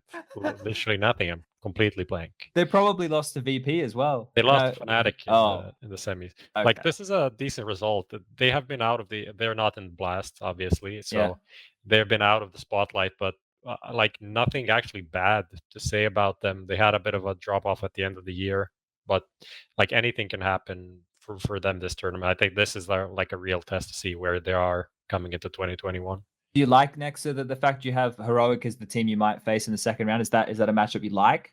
Not necessarily. Like I really don't like playing against Danish teams. Okay.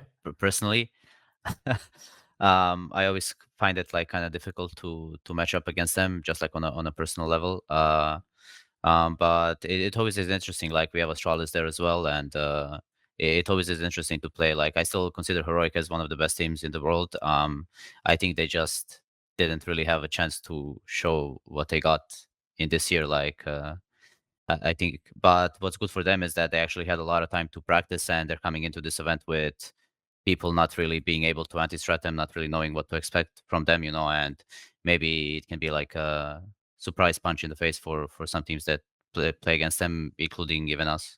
That's an interesting take, right? Because of the fact that they aren't a partner team with Blast. I don't think they're a partner team with ESL either. And I don't know what their relationship. We don't know when the next flashpoint is, right? For teams at the moment who aren't necessarily partner teams, they have to be good, and that's why Heroic are here, right? Because they were a good team. But Striker, when you look at this, do you think the what nexa was painting for Heroic? Do you think for not necessarily for teams, because some teams would love that environment, but do you think for Heroic, they're a type of team who's going to do better with a lot of games under their belt, or do you think they're the team who's going to do better when they just come out the gate and they can blindside people? It's hard, right? I'm not sure. Yeah. Yeah. I feel like they're fine either way. I don't really feel like they're like a specific type of team that like rides on momentum or like rides on whatever quick formats or whatever. I'm trying to remember their run, right? So last year when they came out from the player break, they went into that DreamHack summer. I want to say it was Cologne after. Well, the first summer one was DreamHack Cologne, summer, yeah. and they lost to Big in the grand final. Then it was Cologne that they won over Vitality, and then they were kind of like on that run, right? It was like up and down. New York was shit, but there was some DreamHack Fall was good. Yeah. So that to me, they were playing a lot of games, right? Whereas now, like Nexa's bang on in the sense they are going to have a lot of prac, but they're not going to have a lot of officials, and they go through the second part of the tournament straight into best of threes, which is good. At least they get that. I don't know. I feel like because they're more like they're a younger team, like the players all seem like they just fucking nerd it out, you know, love just fragging. That's the type of guys they seem like to me. I don't know. I think normally those kind of guys would probably do better after like lots of games in a row, but then you factor in the burnout, then you get, we know that they're doing a lot of faking and stuff. It's a double-edged sword, right? And I think this is one of the things is we always have this discussion nexa on this show, at least I do, about like the balance of the amount of games. So far this year, I'm going on a tangent. So far this year, do you feel like you guys have had a crazy loads, or has it been much more manageable in the early stages of 2021? Like comparing the time we have to practice, like for the tournament times, it's actually like now we're gonna play Katowice, and that's the third tournament in let's say 1 month, because we came back like around the 10th of January to like after the break to start playing again, and then it was like the Blast finals, then the Blast group stage, and now Katowice, all in a span of like 30 days, and it's all tournaments that are like lasting a week, some more, some less, you know, approximately. Blast, let's say less, a few days, but like having only like a week or 2 weeks in between to actually prepare a completely new tournament, because it's really difficult to reuse or like recycle the stuff you already did before, because like every team, every coach, like every analyst is so great at just like turning on the tools that we have nowadays and just like completely analyzing and anti-stratting every single thing that you have. So you always have to like keep reinventing your game, like changing the little details, fixing like the little mistakes you had, you know, and always adapt and like try to be one step ahead, like, because otherwise you're just not gonna win. So honestly, like the time to tournament ratio has been pretty terrible, I would say. Okay, that's interesting, because it's one of the things that like I'm trying to look into more and break it down and see, because last year it was like almost every second day it felt like teams had games. It feels like it's obviously been a bit less because things have broken up a bit more. We have these stages. I guess we'll just wait and see, and see if eventually they get this bloody calendar out that I'm talking about. Let's do a fun experiment, guys. We'll scroll down. We'll look at Group B. Just run the team, everybody through Group B. So we got Vitality, FaZe, Furia, NAVI. That's the Group B side. Obviously, we don't know who's going to join them just yet. NAVI, Vitality, the two biggest names here. Furia and FaZe with a lot of potential here to go for upset runs, skilled players, volatile playstyles, etc. So let's go through this Group B. Striker, who are you looking at as the favorite here, assuming Apex is able to compete? I mean, I'd still look at Navi just because of how well they've looked in the first couple of tournaments of the year. I think they've just had a really good run. So I guess on paper, I'd see them as the big favorite just because of the Vitality stuff that's been going on. We don't really know if like Apex is going to be back or whatever. And if he is back, maybe he's had a bit of a break. He hasn't really played too much, so it might be a bit slow to come back or whatever. Yeah. So from that point of view, definitely Navi. What do you guys think? What's the expectation? Is Apex gonna play or not? Like if you can put a percentage on it, like I reckon 90% he plays. Really? Yeah. I don't know. I feel like the thing is, like, he actually posted something on Instagram that's like since been reposted or just like changed up the wording, where it said at first it said something like whatever, that just hinting at the possibility of a return to, or even like almost confirming a return for Katowice, right? Something along those lines. And that's now gone. So I feel like that probably means he's not coming back. Something might have changed or whatever. I'm not sure. I'm going edging. Yeah. Let me just find the post because it doesn't say it anymore. I checked. It just doesn't say anything about it. It's on Reddit, right? The Vitality post, I mean. Oh, okay. It says okay, he says, I have made the decision, this is the coach, JaCkz. I have made the decision to give Apex some breathing space during the entire Blast Premier Spring. Doesn't specify groups or doesn't say Blast Premier Spring groups. He just says like whole Blast Premier Spring, which is weird. I don't think he meant like the whole, like the groups and the finals. That would kind of be too much because there's IEM Katowice in the meantime. He would specify if it's not going to be for IEM Katowice. I think it's just like a weird word. I mean, the final is like 4 months away. So I guess you mean Showdown, but that's yeah. But that's still really far away, though. I think Showdown is like 2 months away. We'll see. What do you think, Nexa? If you had to put a percentage on it, the chance that Apex plays. I don't think he's gonna play at IEM Katowice. Like, I feel like if it was just like a minor issue that he had that could be solved in a span of like 4 days, 5 days, I think they would just finish Blast with him and then gave him like 5 days off or something, before Katowice. So obviously, I think it was something like a bigger problem that cannot be solved in a matter of a few days. And if it's burnout, which I don't assume that it is, but like it very well could be. Like, I know that he's worked a lot the last year, and I spoke with him once. Like, we were in the room for an interview for Blast, and it was him, me, and Glaive, and we were having a chat like how difficult things are, the burnout and everything. And I know that like Apex has been a little bit affected by it too. Yeah. But this was like last year, so I don't know if like he had some time off or if he actually enjoyed his holidays, or was he like still working, trying to, like be even better, become #1 finally, and keep grinding, and it just like overwhelmed him. Like, don't really know what happened, but I don't really expect him to come back for Katowice. Yeah, such a shame, right? It's like I didn't think that Apex was going to work as an in-game leader just based on his roles before, right? And him being quite emotional and a volatile player with his playstyle. It's hard to make that work as an in-game leader unless your name's Boomich, apparently. But that and then when they turned it around, obviously there's been a lot of help in that team. This team's become very exciting, especially the way they're using the 6-man and stuff. So it's going to be a bit of a shame if we don't get to see them at their full force. But let's point this conversation. Who do we think? And Nexa, you probably go last here, man, because I know who you're going to say. If you had to pick right now, Prof, off the condition you've seen all the teams in, the fantasies you can make up in your head about how good you think FaZe are going to be, or how good next Dexter is going to be on mouz, who do you think is going to win the whole tournament right now? Astralis. Okay. Yeah, it's safe. Striker? Like, I so want to say Navi, but you know how it is with Navi every time. Yeah. So it's like I'm still gonna say Navi. Yeah, I'd say Navi. Nexa?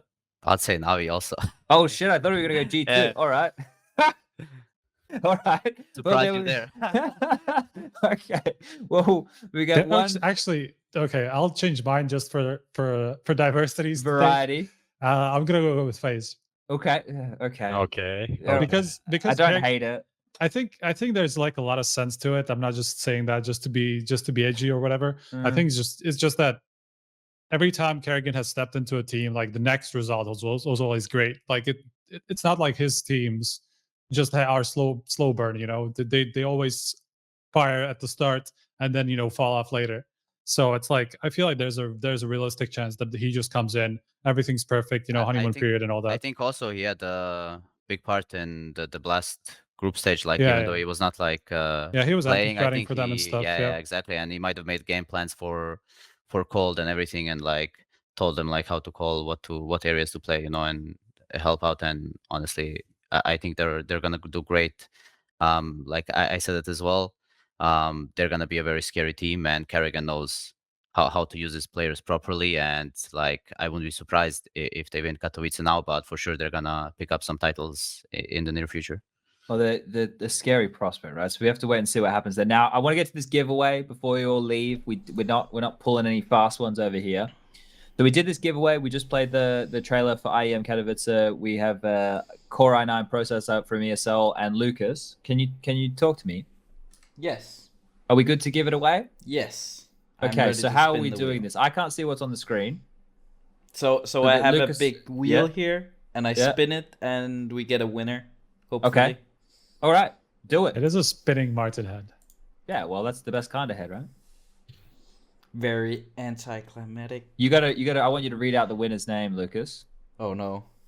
Yeah, it's a difficult task, and I'll give you the hard ones around here. Ooh. I just opened the stream and it froze, so I don't know what's happening. It's Drum roll, please. It is Prius, not Prius like the Observer, but Prius 22. Write it in the bloody TeamSpeak for me, so I can see it there. The correct answer was 3, by the way. That was the correct answer. So if you didn't put in 3, then you couldn't win it. Okay, so just for those of you who want to go back and do it, Prof even wrote down the times. At 32 seconds, Astralis shot up for the first time. NAVI shot up at 54 seconds, and Fnatic shot up at 57 seconds. So there you go. It was 3. We will pass that information across, and we will get you that processor, Mr. Priesh 22. So thank you guys for watching, and that was all good. So the giveaway's done. There actually aren't even more teams who won IEM Katowice, because before it was ESL 1 and EMS 1. Oh yeah. So it's Fnatic Astralis, NAVI. It was a trick question. Interesting. It wasn't tricky. It was a very easy question. Yeah. All right, we're gonna go to playtime. Lucas, roll the bumper.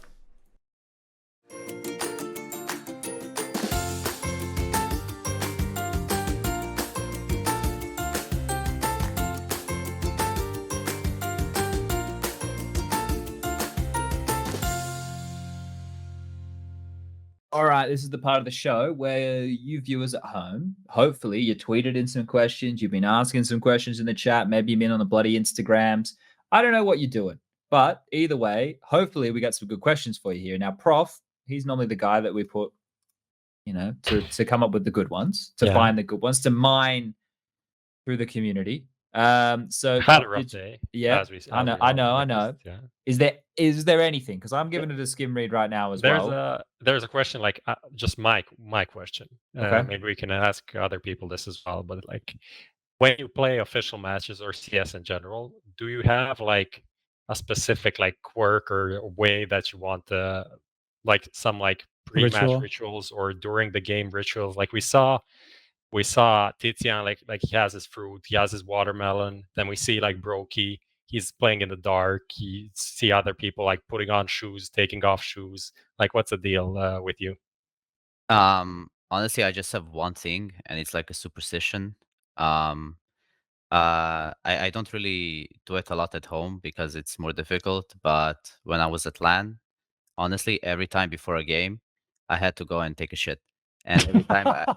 Every time I did it, we won the game. But sometimes I can't do it, and honestly, I remember every time I didn't do it, we lost the game. So I'm gonna stick to it. What do you do if you have like 3 games in the same day? Is that a problem?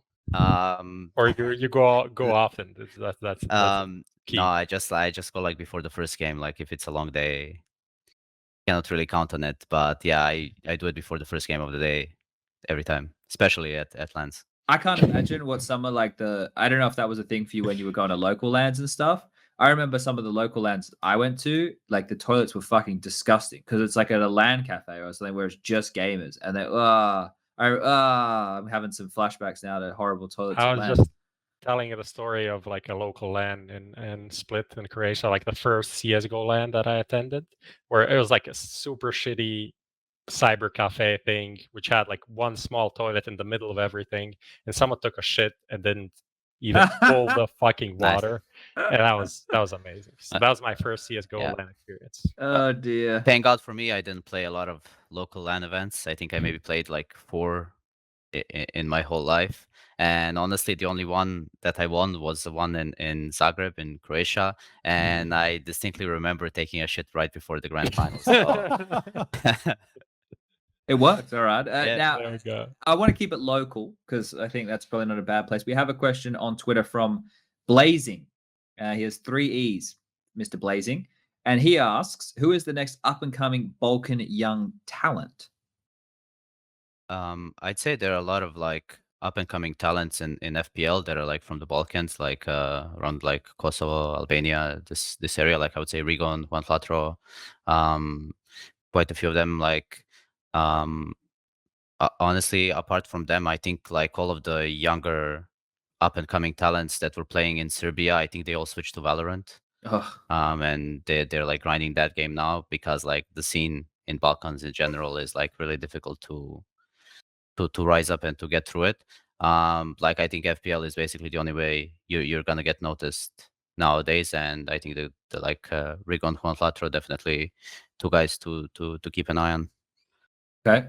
Prof, is there anything here that because I'm skimming through and half of these questions are just asking about NiKo, right? Like honestly, half of these questions that we've got next here are like, what is it like now that NiKo's in the team? You know, how does he fit in G2? It's not that these people, obviously, they're interested because that's the storyline that everybody's telling, right? But maybe we can dive in there a little bit. People seem to like have an impression that NiKo's some kind of maniacal, fucking massive egoed guy that walks into a room and then he just sucks up all the attention and gets what he wants, right? What is the relationship with like NiKo, right? Well, you're his teammate now. You know his bloody cousin. Like, what is it like for people at home?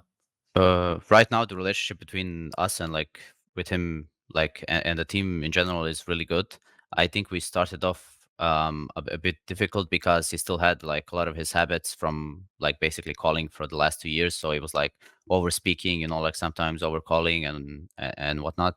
But honestly, I think he understands what his role is and why he was brought to this team, and he's been fitting in like really well in the last month and a half.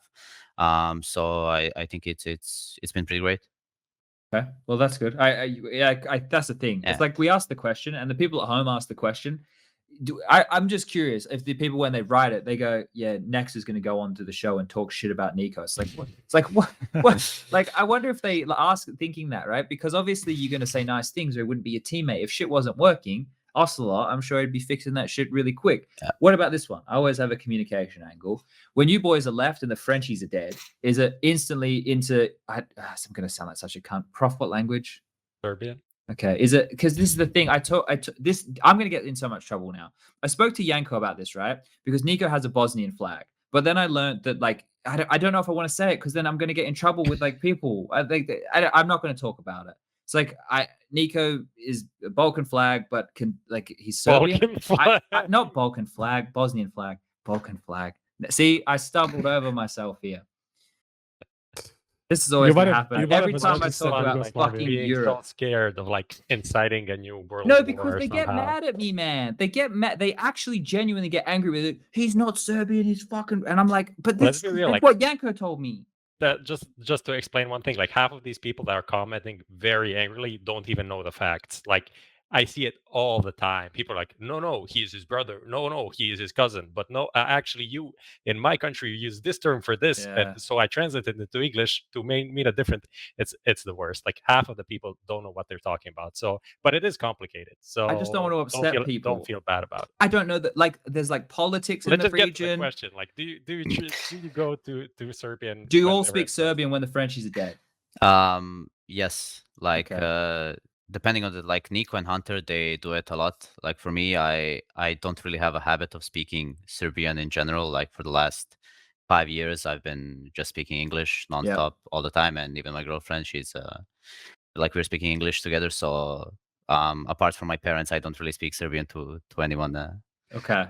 So I prefer to keep it in English every time. Like I'm in a like 2vx situation with one of them, but if like they're both alive and then they start speaking Serbian to me or something, then I just like I roll with it and we keep speaking. Because my angle is, I don't know if you've heard it, people must have heard at this point, that I think that international teams, so you guys, do they fall into the mix, Prof? I don't know. Not really. I don't know the rules anymore. Let's not talk about it now. Yeah, let's not talk about it. You're right. Fuck it. So we've gone over it too many times. Okay, we got any more questions for Mr. Nexa? There are some questions about in-game leading. I'll just like rephrase it, because when you started in-game leading, it's not like something that you initially wanted to do, especially back in Renegades. But then again with the crazy guys, what is your like? Are you set on being an in-game leader now? Are you like happy with the role? Are you still like open to, let's say Glaive is a free agent tomorrow and Ocelot just buys him to come to G2? Like, are you fine to play just like a normal player role? What's the deal with that? Like if that would be an option, I'd definitely be fine to play a normal player role. Like if I think that like someone is better than me or can do a better job at IGLing than me, or it would be better for the team, I would like do like no matter what, like I would just accept it and do it. Like initially I never actually wanted to be an in-game leader. Like it just kind of kept falling into my lap over and over in every single team I was playing in. Like my initial role on the T side was like lurker, so in every team I would kind of go to, apart from Renegades, that was just a disaster.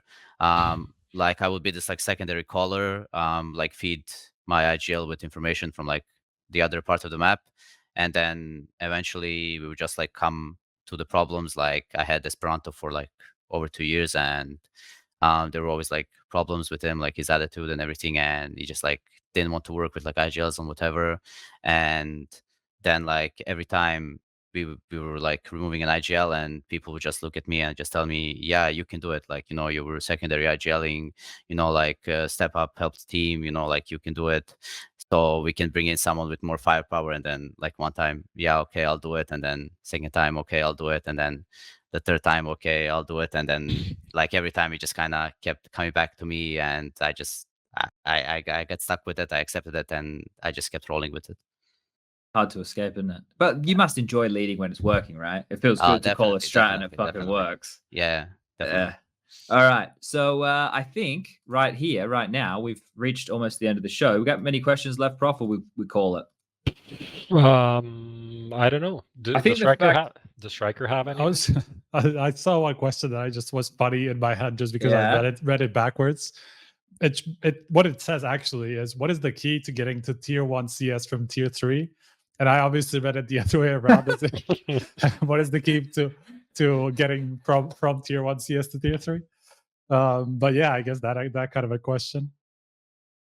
I think it's mostly like about communication. I think everyone has like every team has these players who have like insane aim, they have the firepower, they have like these tools, but like it all comes down like to the system you create and the communication you have. Because I think this is like, you have tier 2 teams, and they have like all the same qualities as tier 1 teams, but I think just the communication is like not there. And once you like get this communication down, and you can actually like play all your rounds like in a more like, let's say, defaulty way, and you can read the game and you can speak to each other, like communicate with your teammates, adjust, you know, like make plays in the middle of the rounds, and not just have like things that are set from the beginning to the end, you know, not just like call a strat and, you know, on 150 what you do, on 120 what you do, on 110, and like be be robots. Like it'll get you to a decent level, but it'll never like make you like a true tier 1 team. So I think like once you get this like communication down, and with like international teams, it's way harder to do than like with teams that like speak like one language. So I think that's why we see like NAVI, Astralis, they're doing really well, Vitality as well. And I think that's what was always the biggest struggle of international teams. Clip it, send it to Striker in an email, send it to Pimp, get him to send me the money. That's all over. All right. I have to have like 2 years or whatever it is. One question, because you mentioned Esperanto, Otto as well, like your former teammates, both are free agents now. After the whole project, like after you and Hunter left, kind of went to shit. Let's be real. Both of them kind of big talents in different ways. Yeah. What do you think?